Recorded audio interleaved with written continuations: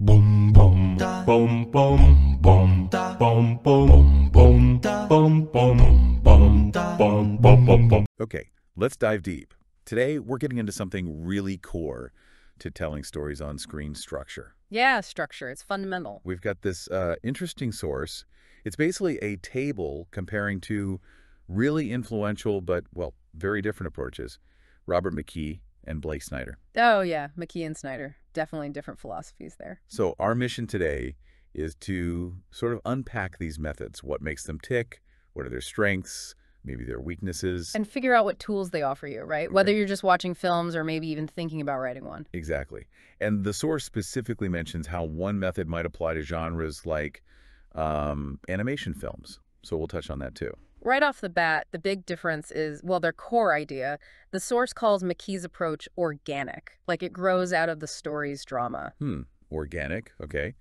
And Snyder. Much more formulaic, that's the word used, like a step-by-step guide. Right, okay. So it feels like McKee is drilling down into the why, Yeah. character, theme, the conflict, deep inside the story. Yeah, the engine, sort of. Yeah. While Snyder seems really focused on the outside stuff, the plot points, the pacing, Yeah. how to keep the audience hooked. Scene-by-scene engagement. Exactly. And you see that right away in how they structure things. McKee, he's using the classic three-act structure, big turning points, character-driven stuff. The broader strokes. But Snyder gives you that super detailed map, doesn't he? The 15-beat sheet. Yeah, very specific moments. He even suggests, like, roughly when they should happen. So less about why the character does it and more about, okay, this plot thing needs to happen now. Pretty much. That distinction is really important. The source links McKee back to Aristotle. Right. Classic drama theory. The foundations. The deep roots. Well, Snyder's coming more from practice, like the Hollywood system, how audiences react. Yeah, audience psychology, the production side of things, which, brings up a good question the source tackles. Who are these methods actually for? Good point. What does the table say? Well, it suggests McKee takes more digging, deep analysis. So maybe better for, say, intermediate or advanced writers. People doing drama, maybe art house films. Okay, requires more heavy lifting. And Snyder. The source describes his method as practical, easy to learn, something you can use quickly. Ah, okay. So maybe a better starting point for beginners. Seems like it. And it says it's really suitable for commercial stuff. Pop cinema, comedy, action, Netflix shows.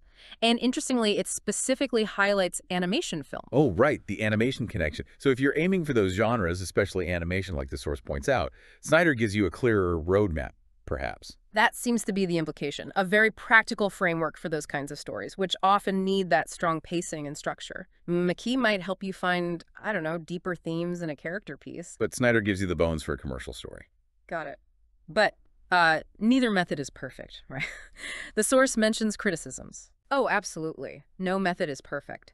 McKee can sometimes come across as too academic, maybe a bit rigid if you follow it too closely. Like it could stifle creativity a bit.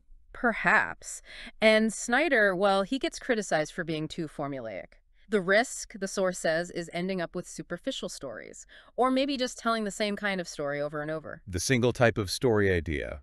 Predictable. Right, so it's less about which one is right and more about knowing what each tool does well and what its limits are. And they both led to huge books, didn't they? Yeah. McKee's Story and Snyder Save the Cat. Yeah, massive influences, both of them. So for you, listening, Yeah. looking at McKee versus Snyder isn't really about picking a side. No, definitely not. It's more about seeing you have different tools available, depending on the story you want to tell or analyze. Maybe it's a serious drama, maybe it's that fast-paced animation film we mentioned. Exactly. Think of them as different lenses or different sets of tools in your toolbox. Use them to understand why a film works or doesn't. Okay, so we've looked at the core differences, the structures, where they come from, who they might be for, including that animation note for Snyder, and the common critiques. And just knowing these different blueprints exist can really shift how you see things. So here's a thought to maybe chew on. Now that you have these two different ways of thinking about structure in your head, McKee's deeper dive versus Snyder's beat sheet, how does that change how you watch movies? Especially in genres like animation, where the source specifically flags Snyder's approach. Does it make you appreciate the construction more? Or maybe does it even spark an idea for how you might build a story? Boom boom boom, boom, boom, boom, boom, boom, boom, boom, boom, boom, boom, boom, boom.